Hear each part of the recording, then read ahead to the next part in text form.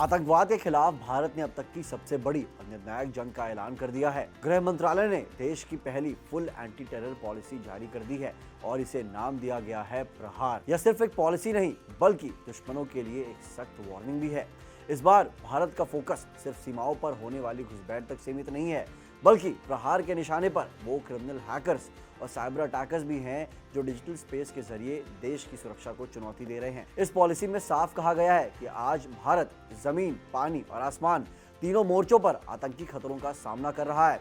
लेकिन भारत का स्टैंड बिल्कुल क्लियर है कि आतंकवाद का कोई धर्म या मजहब नहीं होता। चौंकाने वाली बात यह है कि अब टेरर ग्रुप्स अपना जाल फैलाने के लिए ऑर्गेनाइज्ड क्रिमिनल नेटवर्क्स का सहारा ले रहे हैं। यानी गुंडे, मवाली और आतंकी अब एक ही सिक्के के दो पहलू बन चुके हैं। तो क्या है प्रहार का वो मास्टर प्लान जो आतंकियों के इस नेक्सस को जड़ से खत्म कर देगा? आइए आज के इस वीडियो में गृह मंत्रालय की इस नई पॉलिसी की एक एक बारीकी को समझते हैं। दोस्तों, ये जंग सिर्फ गोलियों की नहीं बल्कि अब यह डिजिटल स्पेस के सबसे अंधेरे कोनों तक पहुंच चुकी है। गृह मंत्रालय ने इस नई पॉलिसी में डार्क वेब और क्रिप्टो वॉलेट्स को लेकर गंभीर चेतावनी जारी की है। आज आतंकी संगठन फंड इकट्ठा करने और गुपचुप तरीके से अपनी साजिशों को अंजाम देने के लिए सोशल मीडिया, एनक्रिप्टेड चैट्स और डार्क वेब का सहारा ले रहे हैं।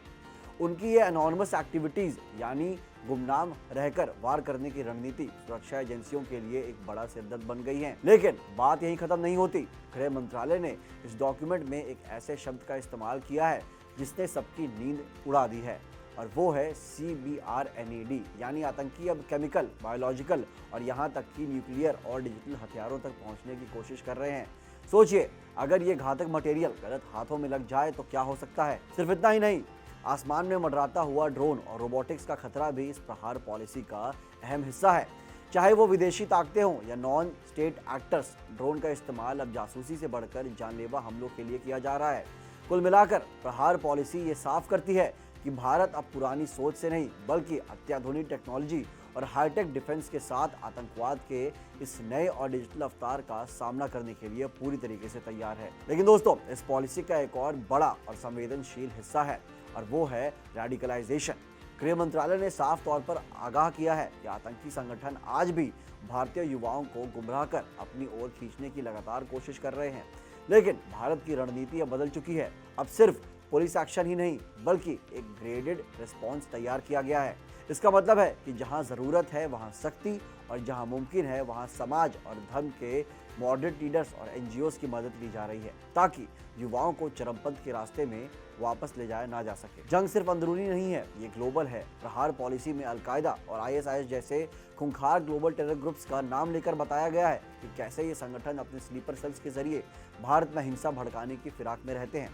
साथ ही विदेशों में बैठे वो चेहरे जो इंटरनेट के जरिए नफरत फैलाते हैं और आतंकवाद की साजिशें रचते हैं, अब भारत में ये रडार पर हैं। पॉलिसी का एक और अहम पहलू है और वो है ट्रांजिशनल टेररिज्म, यानी आतंकवाद अब सरहदों में कैद नहीं। इसलिए भारत अब सिर्फ अपने दम पर ही नहीं बल्कि अंतर्राष्ट्रीय और क्षेत्रीय सहयोग के साथ इस पर लगाम लगाएगा। सबसे डराने वाली बात यह है कि अब विदेशी आतंकी गुप्त हमलों के लिए लोकल इंफ्रास्ट्रक्चर और इलाकों की बारीकियों का इस्तेमाल कर रहे हैं।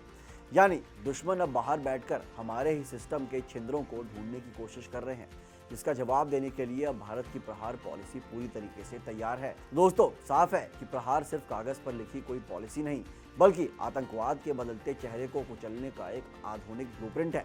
भारत ने दुनिया को जता दिया है कि अब हम सिर्फ रक्षात्मक नहीं बल्कि प्रोएक्टिव हैं। चाहे वो डार्क वेब की साजिशें हों या आसमान में मंडराते ड्रोन के खतरे, भारत अब हर वार का जवाब देने के लिए पूरी तरीके से तैयार है।